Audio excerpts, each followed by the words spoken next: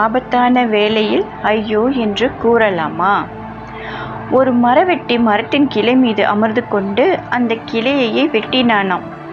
உமாதேவியார் பார்த்துவிட்டு, இவன் என்ன முட்டாளாக இருக்கிறானே, கீழே விழுந்து சாக அல்லவா போகிறான் என்று சிவபெருமானிடம் சொன்னாராம்.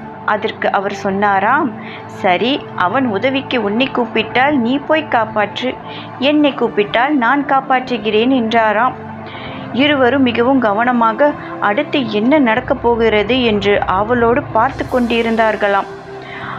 அவன் இருந்த கிளை இறுதியாக முறிந்து விழுந்தது. அவன் ஐயோ என்று கதறிக்கொண்டு கீழே விழுந்தான். விழுந்த வேகத்தில் செத்து போனான். உமாதேவியர், என்ன இறந்து போனானே என்றாராம்.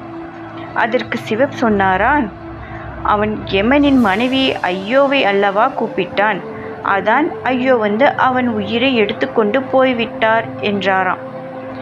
அதான் ஐயோ என்று ஏன் சொல்லக்கூடாது என்பதற்காக ஒரு சின்ன கதை. இந்த சின்ன கதை உங்களுக்கு பிடிச்சிருந்தா என் சேனலை சப்ஸ்கிரைப் பண்ணுங்கள், லைக் பண்ணுங்கள் மற்றும் ஷேர் பண்ணுங்கள். ரொம்ப நன்றி.